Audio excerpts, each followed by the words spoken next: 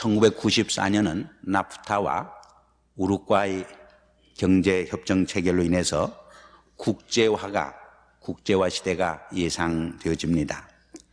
이런 상황에서 우리 교포들의 경제도 좀 더 활성화되고 우리 교포들의 타운이 범죄와 폭력에서 해방되고 또 타인종과도 인종화합을 더 배우는 슬기로운 한 해가 되고 한 걸음 더 나가서 미국 주류 사회에서도 정치적으로 경제적으로 사회적으로 진출해서 기여하며 조국의 통일에도 정말 저희들이 기여하고 공헌하는 그런 한 해가 되기를 기원해 봅니다. 무엇보다도 우리 교회가 영적으로 성장하고 성숙해서 이 시대를 향한 예언자적 사명을 다하고 선교적 사명을 힘차게 감당해가는 축복된 한 해가 되기를 간절히 기원해 마지 않습니다. 어제는 신년 예배를 통해서 유다서 1장 20절과 21절 말씀을 근거로 해서 믿음의 터 위에 성령의 기도로 골격을 이루고 하나님의 사랑으로 벽을 쌓고 영생의 소망으로 지붕을 씌우고 창문을 열어 하나님 보시기에 참으로 아름다움, 하나님 보시기에 기뻐 받으실 만한 새로운 신앙의 인격의 집을 지어가자고 하는 말씀을 드렸댔습니다. 오늘은 금년도 저희 교회의 표호가 되는 총구역 활성화를 위한 생동하는 구역, 생산한 교회에 관해서 말씀을 드리려고 합니다. 먼저 한번 함께 따라 할까요? 생동하는 구역, 생산하는 교회. 우리 교회 안에 많은 조직과 기관이 있습니다. 그 중에 하나가 당회와 재직회입니다. 이것은 행정적인 조직이 됩니다. 우리 교회는 하나님의 성령의 역사가 하시는 디바인 엘레멘트, 신적인 면과 또 인간들이 모였기 때문에 인간적인 측면을 무시할 수 없는 휴먼 엘레멘트가 같이 공존합니다. 그러므로 너무 행정적으로 비끄러매면은 성령의 역사가 질식당합니다. 영성이 메말라지고 생동력과 생명력이 사라지게 되는 것입니다. 그렇다고 해서 행정적으로 너무 루스하게 되면은 여러 가지 질서가 파괴되고 무너지게 되는 어려움을 겪게 됩니다. 그러므로 이 디바인 레스펙트와 이 휴먼 레스펙트를 잘 조화를 이룰 적에 거기에 신령한 영적 운동이 일어나게 되는 것을 우리는 기억할 필요가 있습니다. 두 번째로는 교회 학교입니다. 이 교회 학교는 교육기관입니다. 한 크리스찬으로서 성숙한 인격자로 성장해 갈 수 있도록 양육하고 교육하는 역할을 담당하고 있습니다. 그런데 우리 한국 교회를 보면은 영아부에서 대학부까지는 교육이 잘 됩니다. 교회 학교가 잘 운영됩니다. 거의 100% 참석을 합니다. 그러나 작년 주일 학교는 대단히 약한 것을 볼 수 있습니다. 대개 대예배 출석의 20% 혹은 30%도 출석을 못하게 됩니다. 물론 저희 교회는 파킹날이 부족하고 작년 교육을 위한 시설이 부족해서 크게 장려하지 못하는 아쉬운 점도 없지 않아 있습니다. 그러나 미국에서도 성장하는 교단을 보면은, 크게 부흥하는 교회를 보면은 이 대예배 출석하는 어른들이나 작년 교회 학교에 참석하는 수가 꼭 같은 것을 볼 수 있습니다. 그러한 교육 훈련을 통해서 좀 더 성숙한 크리스찬을 우리는 양육해 낼 수 있기 때문입니다. 세 번째로는 선교기관입니다.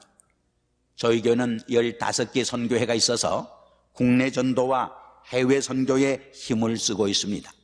새해에도 좀 더 많은 성도들이 이 선교회에 참여를 해서 국내 전도와 해외 선교의 힘을 합치는 그러한 해가 되기를 간절히 기원해 봅니다. 네 번째는 성가대입니다. 이 성가대는 예배를 돕고 교회의 음악 활동을 돕는 기관이라고 말할 수 있습니다. 그리고 마지막으로는 교구와 구역 조직입니다. 지금까지 말씀드린 당회와 재직회는 행정기관이요, 교회 학교는 교육기관이며 선교회는 선교사업을 위한 하나의 봉사기관입니다. 그러나 정말 교인 한 분 한 분을 신방해주고 위로해주고 위문해주고 그들과의 사랑의 교제를 통해서 격려해주며 돌봐주고 치유해주는 기관은 이 교구조직과 구역조직인 것을 우리는 알 수 있습니다. 진정한 의미에서 격려하고 상부상조하고 목양해주는 기관은 이 구역조직을 통한 목회가 있다고 하는 것을 우리는 기억을 해야 합니다. 그래서 한국에서나 미국에서나 성장하고 발전하는 교회를 보면은 대개 이 구역 조직이 활성화하고 구역 활동이 대단히 활발한 교회들인 것을 우리가 알 수 있습니다. 구역의 활성화를 통해서 소외되는 교인들이 없도록 소속감을 심어주고 그들의 아픔과 필요를 잘 돌봐줌으로써 건전한 한 크리스찬으로서 성장하고 성숙할 수 있도록 도와주는 역할을 이 교구 활동을 통해서 구역 활동을 통해서 하게 되는 것을 우리는 볼 수 있습니다. 그러므로 구역의 활성화는 교회 성장의 원동력이 되어지는 것입니다. 교구가 활성화하고 구역이 활성화할 적에 그 교회는 더 다이나믹한 교회로 성장하고 성숙해 가는 것을 볼 수 있습니다. 그러므로 새해는 여러분의 삶의 장막터가 넓어지는 동시에 무엇보다도 우리 교회의 구역의 장막터가 넓어지는 한 해가 되기를 간절히 기원해 봅니다. 왜냐하면 그때의 여러분의 삶의 장막터도 여러분의 경제의 장막터도 사업의 장막터도 함께 넓어질 수 있기 때문입니다. 오늘 본문 2절과 3절에 보면은 내 장막터를 넓히며 내 처소의 휘장을 아끼지 말고 넓히라는 말이 있습니다. 계속해서 이는 내가 좌우로 퍼지며 내 자손은 열방을 얻으며 황폐한 성읍들로 사람 살 곳이 되게 할 것입니다 했습니다. 또 과거에는 남편에게 버림받은 아내처럼 수치와 학대를 당했지만은 이제는 주님께서 사랑해주는 주님께로부터 사랑받는 아내가 될 것이라고 말씀하고 있습니다. 새해는 저희 교회가 영성생활과 목양의 장막터를 더욱 넓혀가므로 하나님의 특별한 사랑과 축복을 받는 그러한 교회로 구역들로 성장해가는 한 해가 되기를 간절히 기원합니다. 그러기 위해서는 온 성도들이 구역 사역의 중요성을 바로 인식해야 합니다. 교구 활동과 구역 사역의 그 프라이오리티를 우리는 꼭 명심해야 하는 것입니다. 무엇보다도 구역 봉사자들의 커미트먼트가 헌신이 얼마나 중요하다는 것을 꼭 기억을 해야 합니다. 어느 단체나 어느 기관이나 조직을 막론하고 리더십이 얼마나 중요한지 모릅니다. 리더십이 잘못될 적에 그 기관과 조직이 쇠퇴해지고 그 기능을 바로 발휘하지 못하는 것을 우리는 수없이 봅니다. 한 조직과 단체의 성패가 바로 리더십에 있음을 우리는 부정할 수 없습니다. 그러므로 새해는 구역 봉사자들이 100% 구역공과 공부를 위해서 한 달에 한 번씩 모이는 구역회의에 꼭 출석하기를 우리는 기대하고 있습니다. 이렇게 함께 모여야 여기에서 힘이 생기고 여기에서 활성화가 되고 여기에서 정말 온 구역원들을 바로 돌볼 수 있는 하나의 원동력이 시작될 수 있기 때문입니다. 특별히 구역 봉사자들이 기억해야 할 몇 가지 사실을 함께 생각해 보려고 합니다. 먼저 우리 구역을, 내가 맡은 구역을 활성화하겠다고 하는 큰 비전과 꿈을 가져야 할 줄 압니다. 꿈이 없는 개인, 꿈이 없는 공동체는 멸망당합니다. 방자한다고 말씀했습니다. 그러나 어떠한 환경과 역경에서도 꿈이 있는 개인, 비전이 있는 공동체는 쇠퇴하지 않습니다.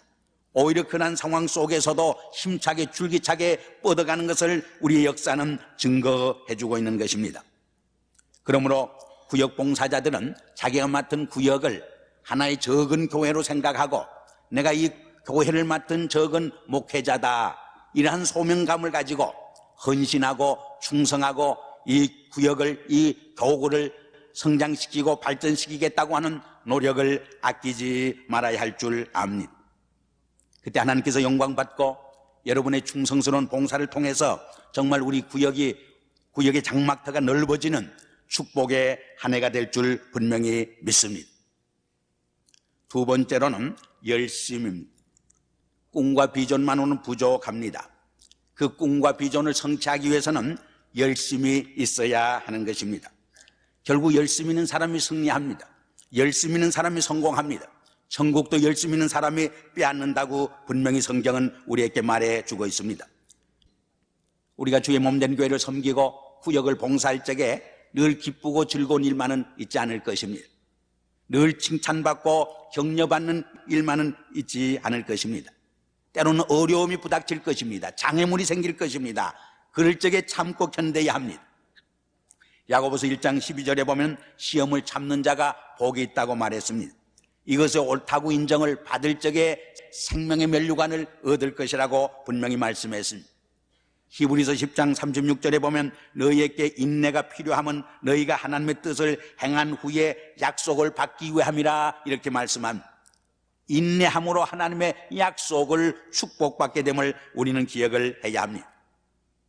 그래서 성경에 보면은 하나님의 큰 상급을 받은, 하나님의 큰 축복을 받은 분은 모두 인내의 사람들입니다. 욥의 인내를 배우라고 성경은 말합니다. 요셉도 얼마나 고난과 시련 속에서 인내했습니까? 야곱도 얼마나 많은 세월을 인내하면서 살았습니까? 이렇게 인내를 통해서 하나님의 위대한 축복을, 하나님의 능력을 힘입었던 것을 우리는 기억을 해야 합니다. 네 번째로는 겸손과 사랑으로 돌보고 섬겨야 합니다. 자기를 낮출 수 있는 사람이 이웃을 섬길 수 있습니다. 교만한 사람은 하나님을 섬길 수 없습니다. 이웃을 진정 섬길 수 없습니다. 그러나 우리 인간에게 있어서 자기를 낮춘다고 하는 것, 자기를 겸손히 만든다고 하는 것 얼마나 어려운 일인지 알 수 없습니다. 말로는 우리가 겸손이라는 말을 쉽게 쓰지만은 정말 다른 사람을 존경하고 높이고 섬김의 대상으로 삼고 자기를 낮출 수 있는 삶이 얼마나 큰 디스플린을, 훈련을 요구하는지 알 수 없습니다. 우리가 다른 사람을 섬기기 위해서는 자기를 처복종시켜야 합니다. 예수 그리스도가 말구에 오시고 십자가에 죽기까지 자기를 처복종시켰던 것처럼, 제자들의 발을 씻어주셨던 것처럼 예수님의 겸손의 생활을 본받을 수 있을 적에 우리는 정말 이웃을 섬길 수 있는 종들이 될 수 있음을 기억해야 합니다. 요한복음 21장에 읽어보면은 베드로가 옛날 어부의 생활로 돌아갔을 적에 부활하신 주님이 디베랴 바닷가에 나타나서 내 양을 먹이라고, 내 양을 치라고 부르실 적에 베드로에게 뭐라고 말씀했습니까? 내가 얼마나 좋은 신학교를 졸업했느냐, 내가 얼마나 좋은 학벌과 경력을 쌓았느냐 질문하지 않았습니다. 내가 나를 사랑하느냐, 내가 나를 사랑하느냐. 주님에 대한 뜨거운 사랑과 한 영혼 한 심령에 대한 얼마나 뜨거운 사랑이 내게 있느냐, 그 질문을 던졌던 것입니다. 오늘 교회를 섬기는 우리 재직들에게, 구역 봉사자들에게 주님이 정말 요청하는 질문은 내가 얼마나 재물이 있느냐, 내가 얼마나 찬란한 경력이 있느냐, 내가 얼마나 신앙의 훈련을 받았느냐, 그 질문을 하지 않습니다. 얼마나 한 심령 영혼을 뜨겁게 사랑하고 있느냐, 이것만이 우리의 구역원들을 바로 봉사할 수 있는 봉사자의 가장 중요한 자격이 되기 때문입니다. 그러나 구역 봉사자들만으로 정말 생동하는 구역, 생상한 교회를 이룰 수는 없습니다. 온 성도들이, 온 구역원들이 정말 구역 봉사자를 위해서 기도해 주시고 여러 가지 면에서 협력해 줄 적에 정말 한 몸 한 뜻이 되어서 뜨거운 하나의 공동체를 이룰 적에 거기에서 위대한 생동하는 구역, 생산한 교회의 사역이 감당될 수 있다 하는 사실입니다. 두 번째로는 서로 위해 기도하는 일입니다. 이 기도만큼 크리스찬의 삶에 있어서 중요한 것이 없습니다. 개인의 삶이나 교회 공동체나 이 기도 생활이 불이 붙으면 그 교회가 영성적으로 하이해집니다. 영성적으로 생동감이 돕니다. 그러나 개인적으로나 공동체적으로 이 기도가 침체하게 될 적에 개인의 신앙생활과 공동체의 신앙생활이 침체되고 정말 쇠퇴되는 것을 우리는 무수히 경험을 하게 됩니다. 저는 각 구역에서 금년에는 매달 기도 스케줄을 만들어서 그 구역원들이 돌아가면서 그 구역원들 위해서, 교회를 위해서, 또 교포사회를 위해서, 우리 조국과 인류를 위해서 기도하는 그런 스케줄을 한번 짜봤으면 합니다. 세 번째로는 사랑으로 서로 돌보고 격려하는 일입니다. 히브리서 10장 24절에 보면 서로 돌아보아 사랑과 선행을 격려하며 했습니다. 우리 인간은 홀로 살아갈 수 없는 존재입니다. 신앙생활은 공동체적 행위라고 말할 수 있습니다. 서로 돌보고 격려할 적에 거기에서 위대한 케어링 커뮤니티, 서로 돌봐주는 위대한 공동체가 이루어질 수 있게 됩니다. 만일 말씀이 영혼의 양식이요, 기도가 영혼의 호흡이라고 하면은 사랑의 섬김은 엑서사이즈, 운동을 의미합니다. 우리가 음식을 많이 먹고 운동을 하지 않으면 병이 생깁니다.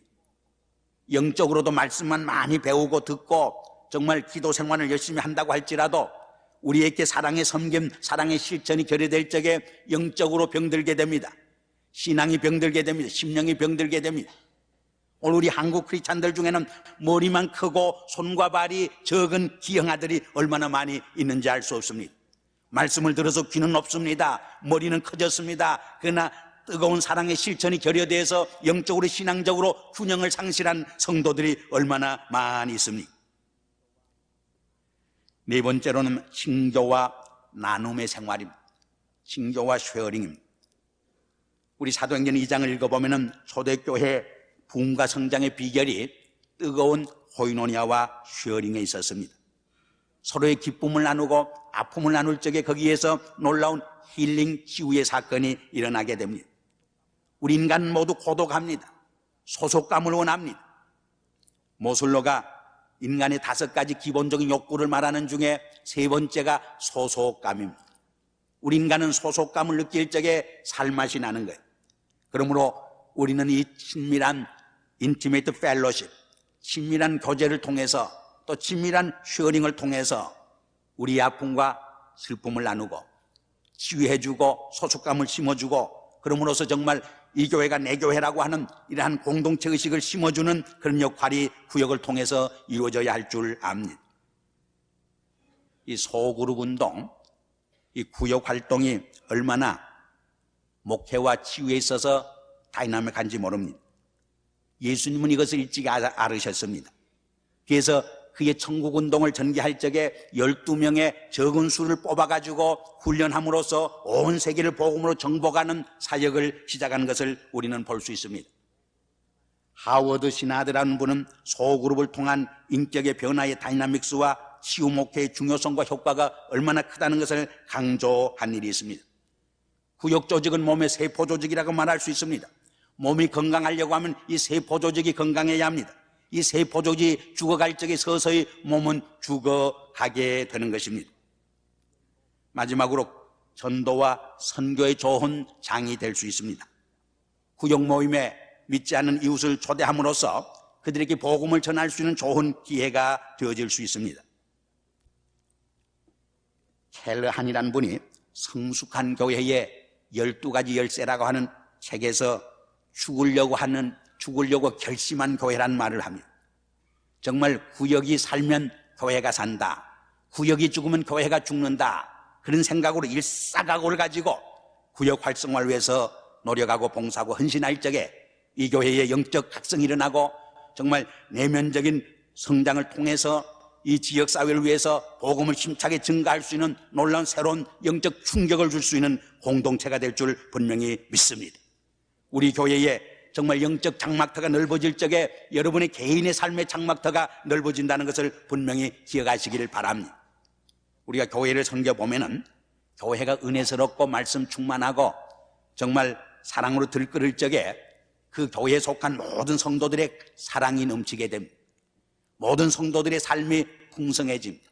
그러나 교회가 시험에 들고 교회가 어려움에 처하면은 그 교회에 속한 모든 믿음의 가족들도 사업이 안 되고 어려움에 처하는 것을 볼 수 있는 것입니다. 그러므로 우리 교회의 장막터를 넓히는 것이 여러분의 금년도에 여러분의 가정의 삶의 장막터가 넓어지는 축복의 비결임을 분명히 믿고 먼저 여기에 프라이오리티를 둘 수 있는 한 해가 되기를 주의 이름으로 축원합니다. 기도하시겠습니다. 아버지 하나님, 1994년 새해를 우리에게 축복해 주시니 감사합니다. 금년에는 우리 가정의 장막터가 넓어질 뿐만 아니라 교회 구역의 장막터가 넓어져서 하나님께 영광 돌리고 하나님의 사랑과 축복을 흠뻑 받는 한 해가 될 수 있도록 도와주시옵소서. 이 구역을 맡아 수고하는 주의 종들을 특별히 축복해 주시고 소명감과 충성을 다할 수 있는 한 해가 되게 도와주시옵소서. 예수 그리스도 이름으로 감사하며 기도드리옵나이다. 아멘.